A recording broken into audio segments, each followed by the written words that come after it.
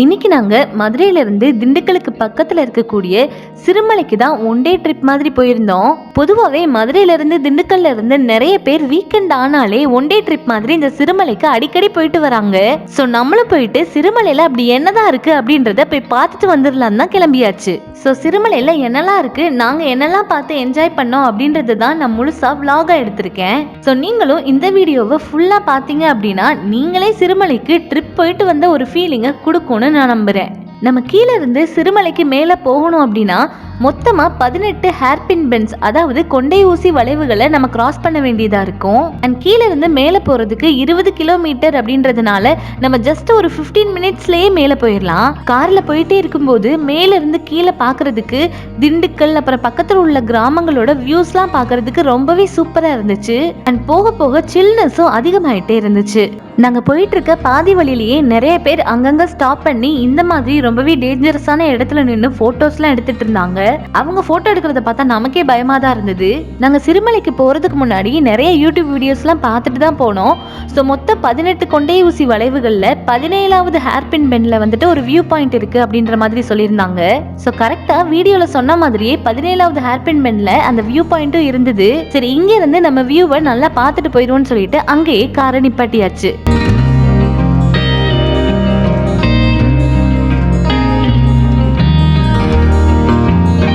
அந்த குட்டி watch tower மேல இருந்து கீழே வியூவை பார்க்கறதுக்கு இந்த மாதிரி தான் இருந்தது. சுத்தி ஃபுல்லா பச்சை பசேர்னு பெரிய பெரிய மலை, காடு இந்த மாதிரி தான் இருந்தது. அண்ட் இங்க இருந்து பாக்குறப்போ நம்ம வந்த ரோட கூட பார்க்க முடிஞ்சுச்சு.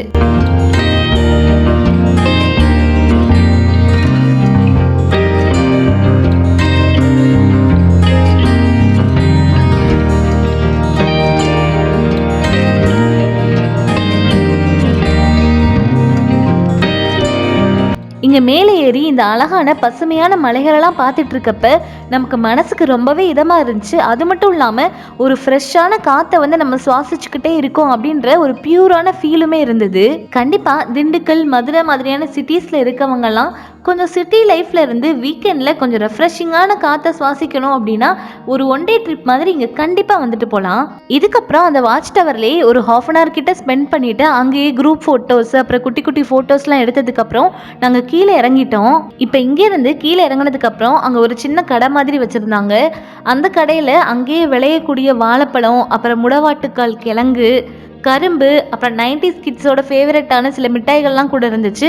அங்கே ஒரு 1-2 வாங்கி சாப்பிட்டுட்டு நாங்கள் அங்கனக்குள்ளேயே நடந்து கொஞ்சம் நேரம் விளையாண்டுட்டு இருந்தோம். சரி, இங்கேயே சுற்றுறோம்னா நம்ம மேலே போய் பார்க்கறதுக்குள்ளே டைம் ஆயிருன்னு சொல்லிட்டு வேகமாக அங்கேருந்து வண்டி எடுத்துகிட்டு கிளம்பியாச்சு. ஸோ நான் ஆல்ரெடி சொன்ன மாதிரி தான் நம்ம இப்போ 17வது பெண்டில் தான் இருக்கோம்.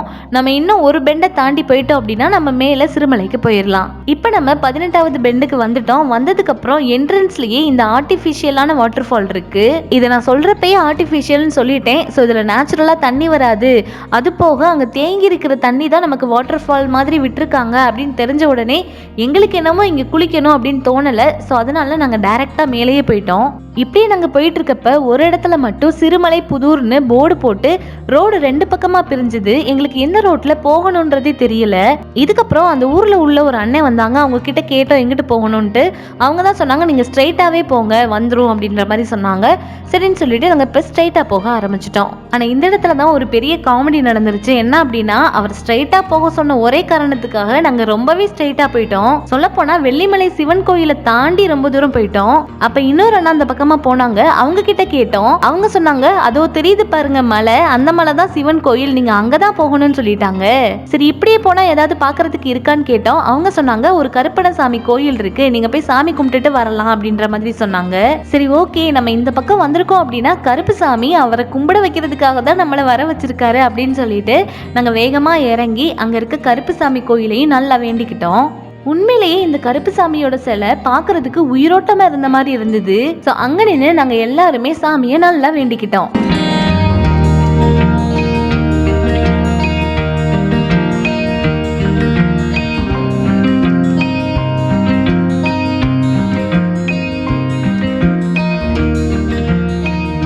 நாங்க கொஞ்சமா மேலே ஏறி வந்துட்டனால இந்த இடத்துல கிளைமேட் இன்னும் சில்னஸா சூப்பரா இருந்தது. ஆனா எங்களுக்கு டைம் ஆயிடுச்சு அப்படின்றதுனால முதல்ல போய் சிவனை பார்க்கணும்னு சொல்லிட்டு கொஞ்ச நேரம் அங்க விளையாண்டுட்டு அங்க இருந்து கிளம்பிட்டோம்.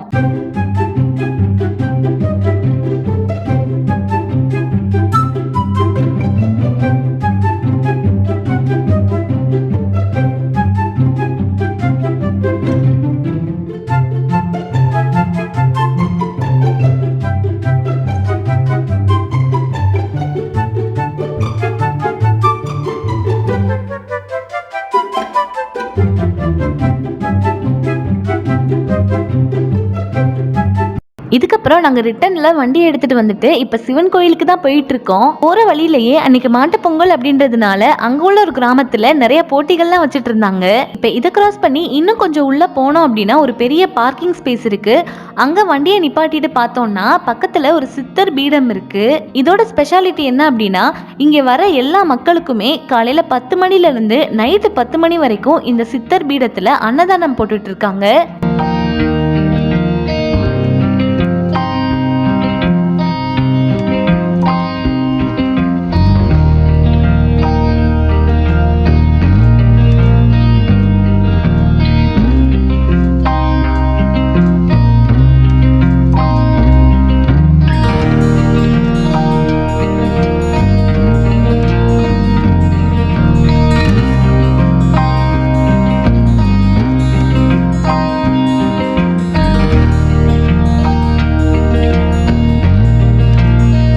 இங்கே நமக்கு அன்னதானமா சாம்பார் சாதமும் எலுமிச்சை ஊறுகாவும் தான் கொடுத்தாங்க.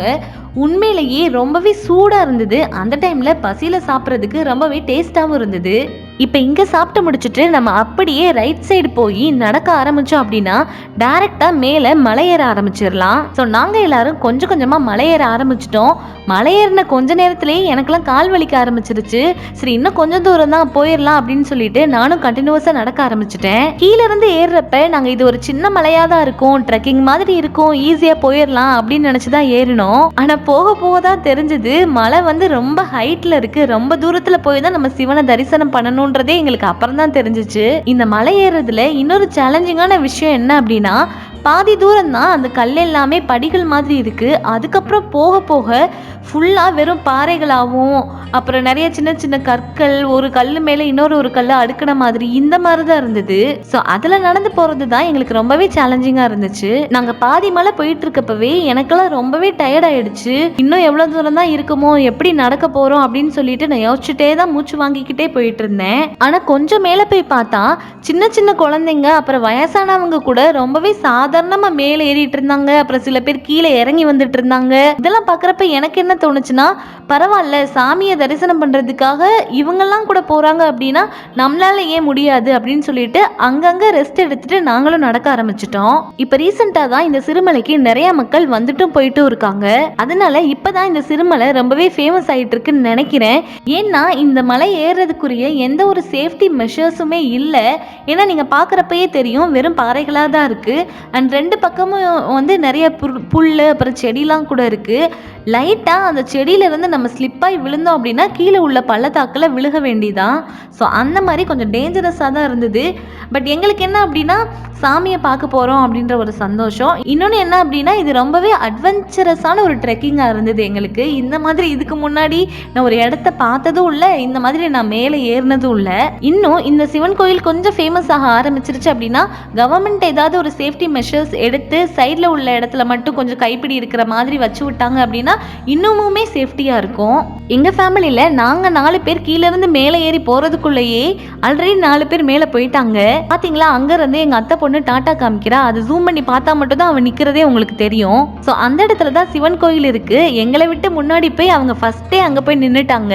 எனக்கு கொஞ்சம் இந்த மலையை பார்க்க பயமாக இருந்தனால நாங்கள் மெதுவாக தான் ஏறி போயிட்டு இருந்தோம். இந்த வீடியோவை உங்களுக்கு பார்க்குறப்ப ஏதோ வெயில் அடித்து கொளுத்துற மாதிரி உங்களுக்கு தெரியும். ஆனால் உண்மையிலேயே அங்கே வெயில் அடிக்குது. பட் ஆனால் அந்த வெயில் எங்களுக்கு தெரியவே இல்லை. ஏன்னா மேலே போக போக அந்த அளவுக்கு சில்னஸ் அதிகமாக இருந்தது. இதில் காமெடியான விஷயம் என்னன்னா நாங்கள் மேலே ஏறி போயிட்டு இருக்கப்பவே எங்களுக்கு எதுக்கு வந்த நிறைய பேர் இன்னும் கொஞ்சம் தூரம் தான், நீங்கள் மேலே போயிடலாம், ரொம்ப பக்கத்தில் வந்துட்டீங்க, மேலே போயிடலாம், இன்னும் ஒரு 1/2 கிலோமீட்டர் தான், மேலே போயிடலாம் அப்படின்னு சொல்லிட்டு நிறைய பேர் மோட்டிவேட் பண்ணாங்க. அண்ட் நிறைய பேர் பயமுறுத்தி விட்டுட்டும் போயிட்டாங்க. ஸோ அந்த ஒரு மிக்ஸ்டு ஃபீலிங்ஸ்லயே நாங்கள் திணற மேலே ஏறிட்டு இருந்தோம். அவ்வளோதான், ஃபைனலி நாங்கள் மேலே ஏறி வந்தாச்சு. மேலே ஏறி வந்ததுக்கு அப்புறம் தான் எனக்கெல்லாம் ஏதோ சாதிச்ச மாதிரி ஒரு ஃபீலிங்கே வந்துருச்சு. ஏன்னா உண்மையிலேயே இந்த மாதிரி மலை நான் இதுக்கு முன்னாடி ஏறினதே கிடையாது. இந்த ட்ரிப்புக்கு 2 வாரத்துக்கு முன்னாடி தான் நாங்கள் பழனிலாம் போயிட்டு வந்தோம். அதில் கூட படிக்கட்டில் நாங்கள் ஏறிட்டோம். அது கூட அவ்வளோவா மூச்சு வாங்கலை. பட் இங்கே படி இல்லாமல் ஒரு மாதிரி பாறைகளாக இருந்தனால ஏறுறதுக்கு கொஞ்சம் கஷ்டமாக இருந்தது. பட் ஓகே தான், சக்ஸஸ்ஃபுல்லாக நாங்கள் இந்த மலையை ஏறி வந்து சிவனை பார்க்க போகிறோம்.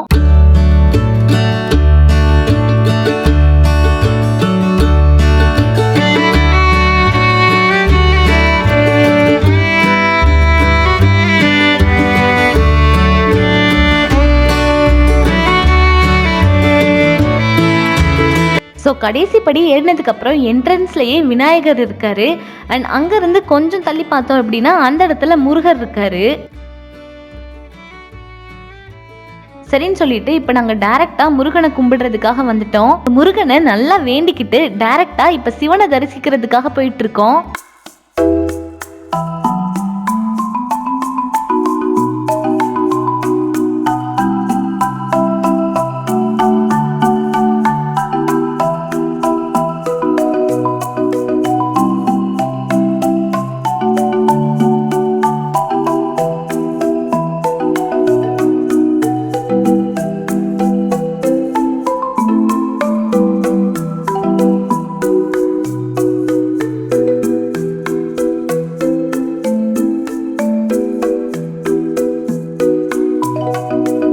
அவ்வளவுதான், நம்ம கடைசியா சிவனை வந்து தரிசனம் பண்ணியாச்சு. மனசுக்கும் ரொம்பவே நிம்மதியா இருந்துச்சு.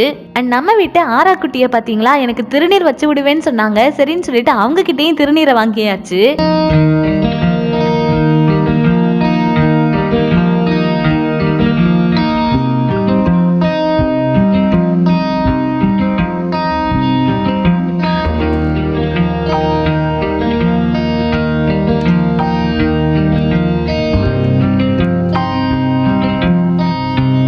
அப்படியே கோயிலுக்கு பின்னாடி நடந்து போனோம் அப்படின்னா ஒரு இடத்துல தண்ணி டேங்க் வச்சிருந்தாங்க. நல்ல வேளை மேலே ஏறி வர்றவங்களுக்கு எல்லாம் தண்ணி இருக்குமோ இருக்காதோ அப்படின்லாம் நினைச்சிட்டு தான் வந்தேன். பரவாயில்ல, இந்த இடத்துல தண்ணி டேங்க் இருக்கிறது ரொம்பவே எல்லாருக்கும் யூஸ்ஃபுல்லா இருக்கும்.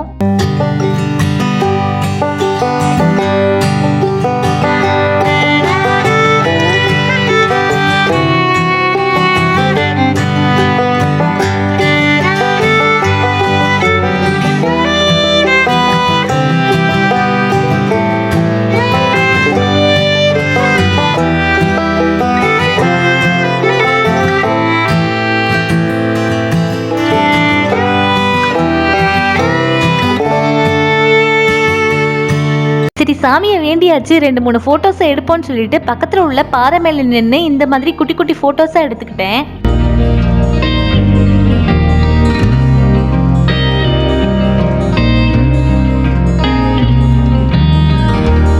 அண்ட் இதுக்கப்புறம் யூடியூப்ல நான் சிறுமலையில இன்னொரு சிவன் இருக்காரு அப்படின்ற மாதிரி பார்த்தேன். ஆனா அதை நான் 2-3 பேர்கிட்ட கேட்டேன், யாருக்குமே தெரியலன்ற மாதிரி சொல்லிட்டாங்க.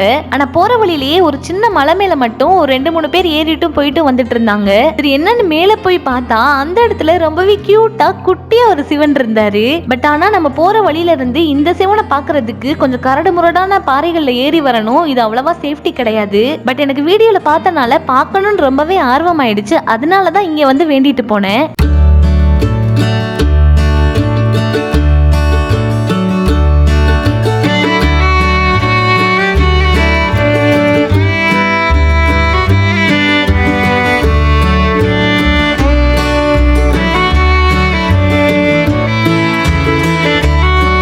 அவ்வளவுதான், எனக்கு இந்த சிவனை பார்த்ததுக்கு அப்புறம் ரொம்பவே சந்தோஷமாயிடுச்சு. கீழே இறங்குறப்பெல்லாம் ஒரே டான்ஸ் ஆடிக்கிட்டே தான் கீழே இறங்கிட்டு இருந்தேன். இந்த மலையில ஏறி போகிறப்ப ரொம்பவே டிஃபிகல்ட்டா இருந்தது. பட் கீழே இறங்குறப்ப எங்களுக்கு எதுவுமே தெரியல, வேகமாவே இறங்கிட்டோம். ஆனா வர வழியிலேயே எல்லாருக்கும் சரியான பசி அப்படின்றதுனால ஒரு இடத்துல போய் சாப்பிட்றதுக்காக உட்காந்துட்டோம். அண்ட் நம்ம வீட்டுல இருந்து லெமன் ரைஸ், புளியோதரை, பொட்டேட்டோ ஃப்ரை, அப்புறம் புளிக்கூட்டு இதெல்லாம் வச்சு கொண்டு வந்திருந்தோம். ஸோ நல்லா சாப்பிட்டாச்சு. சரி, இந்த டைம்லேயே கிளம்புனாதான் கரெக்டா இருக்குன்னு சொல்லிட்டு நாங்க வண்டி எடுத்துட்டு கீழே வர ஆரம்பிச்சிட்டோம். நாங்க மேல போயிட்டு கீழே வர்றதுக்குள்ள எப்படிதான் டைம் போச்சுன்னே தெரியல. அதுக்குள்ள மணி 4:15 கிட்ட ஆயிடுச்சு. போற வழியிலேயே ஒரு ஷாப்பை பார்த்தோம். அங்க முடவாட்டுக்கால் கிழங்கு சூப்லாம் கிடைக்கும் அப்படின்ற மாதிரி போட்டிருந்தாங்க. மேக்சிமம் இங்க இருக்கக்கூடிய எல்லா கடைகள்லயும் இந்த முடவாட்டுக்கால் கிழங்கு, அதோட சூப்பு, அப்புறம் பலாப்பழம் இது எல்லாமே நமக்கு மலிவாவே கிடைக்கும். நாங்களும் இந்த ஒரு கடையில நிப்பாட்டி அந்த முடவாட்டுக்கால் கிழங்கு சூப்பை குடிச்சோம். உண்மையிலேயே அது ஏதோ ஆட்டுக்கால் சூப் டேஸ்ட்லயே இருந்தது.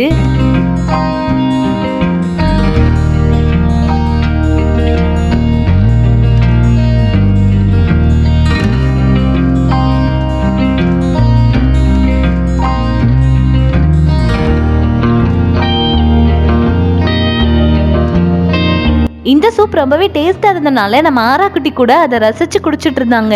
இதுக்கப்புறம் அந்த கடைக்காரர்கிட்ட இந்த முடவாட்டுக்கால் கிழங்க வச்சு எப்படி சூப் பண்றது அப்படின்ற டீடைல்ஸ் எல்லாம் கேட்டுட்டு வந்துட்டோம். முடிஞ்சா இந்த கிழங்க வச்சு எப்படி சூப் பண்றதுன்றத நான் ஒரு ஷார்ட் வீடியோவா அப்லோட் பண்றேன். கடைசியா நாங்க இவர்கிட்ட கொஞ்சமா அந்த கிழங்க வாங்கிக்கிட்டு டைரக்டா வீட்டுக்கு கிளம்பிட்டோம். அண்ட் இன்னொரு முக்கியமான விஷயம் என்ன அப்படின்னா, சிறுமலையில நான் முக்கால்வாசி நிறைய பலாப்பழ மரங்களையும் அப்புறம் நிறைய மிளகு செடிகளையும் பார்த்தேன். பட் இதுல பேட் நியூஸ் என்ன அப்படின்னா, அந்த வீடியோஸ் எல்லாம் என் செல்லுல ஸ்டோரேஜ் இல்லாதனால மிஸ் ஆயிடுச்சு. பட் நான் அங்க என்னெல்லாம் வாங்கினேன் அப்படின்றத உங்களுக்கு நான் இப்போ காமிக்கிறேன். ஃபர்ஸ்ட் இந்த முடவாட்டுக்கால் கிழங்கு தான். இதை பாக்குறப்பயே உங்களுக்கு தெரிஞ்சிருக்கும், ஒரு ஆடோட கால் மாதிரியே இருக்கா, அதோட எண்டிங்லாம் பாருங்களேன், அதோட கால்ல உள்ள நெகம் மாதிரியே இருக்கு. பட் எல்லா கிழங்குமே பாக்குறதுக்கு அதோட கால் மாதிரி இருக்குமான்றது தெரியல. ஏன்னா இன்னொரு கிழங்கு பாருங்க சைஸ்ல சின்னதா தான் இருக்கு. அண்ட் இந்த கிழங்கு நம்ம அவுச்செல்லாம் சாப்பிட முடியாது, இதை அரைச்சு சூப் போட்டு தான் குடிக்க முடியும். இது முக்கியமா போன்ஸ்க்கும் மூட்டு வலி இது எல்லாத்துக்குமே ரொம்பவே நல்ல மெடிசன்ற மாதிரி அந்த கடைக்காரங்க சொன்னாங்க. அண்ட் இதுக்கப்புறம் நான் உங்ககிட்ட ஆல்ரெடி சொன்னேன், நிறைய மிளகு செடியும் பலாப்பழ மரத்தையும் நாங்க பார்த்தோன்னு. சோ அந்த மிளகு கொடியில இருந்து தான் 1-2 மிளகை நான் பறிச்சுட்டு வந்தேன். பட் எல்லாமே பிஞ்சு அப்படின்றதுனாலதான் குட்டி குட்டியா இருக்கு. ஆனா இதை பாருங்களேன், ஒரு மாதிரி இப்பயே பிளாக்கிஷா மாற ஆரம்பிச்சிருச்சு. இது நல்லா காய வச்சதுக்கு அப்புறம் தான் இந்த மிளகை சேல்ஸே பண்றாங்க. அவ்வளவுதான், அன்னைக்கு அந்த ட்ரிப்பை நல்லா என்ஜாய் பண்ணிட்டு நாங்க வீட்டுக்கு வர்றதுக்கு கிட்டத்தட்ட 7:30 மணி கிட்ட ஆயிடுச்சு. ஆக்சுவலா நாங்க கூட வர வழியில டைம் இருந்துச்சு அப்படின்னா திண்டுக்கலுக்கு பக்கத்துல இருக்கக்கூடிய பித்தளைப்பட்டி ஃபால்ஸ்க்கு போயிட்டு வரலாம் தான் இருந்தோம். ஆனா உங்களுக்கே தெரியும், நாங்க சிவன் கோயில் மலைக்கு போறதுக்கு முன்னாடி வேற ஒரு ரூட் எடுத்து கருப்புசாமி கோயிலெல்லாம் கும்பிட்டு வந்தோம். அண்ட் மலை ஏறதுக்கு ரொம்ப டைம் ஆயிட்டனாலதான் எங்களால அந்த ஃபால்ஸ்க்கு போக முடியல. பட் எனிவேஸ் இந்த ட்ரிப் வேற லெவல்ல இருந்துச்சு. நாங்க எல்லாருமே ஃபேமிலியா என்ஜாய் பண்ணோம். சோ நீங்களும் உங்க ஃபேமிலி கூட மந்த்லி ஒன்ஸ் ஆது இந்த மாதிரி ட்ரிப் போயிட்டு வாங்க, மனசுக்கு ரிலாக்ஸா இருக்கும். ஸோ உங்களுக்கு இந்த சிறுமலை விளாக் பிடிச்சிருந்துச்சு அப்படின்னா மறக்காம நம்ம வீடியோவை லைக் பண்ணிக்கோங்க. அண்ட் இன்னும் இந்த மாதிரி நிறைய விளாக்ஸ் பார்க்கறதுக்கு நம்ம சேனலை சப்ஸ்கிரைப் பண்ணிக்கோங்க. And thank you so much. Next வீடியோவில் பார்க்கலாம்.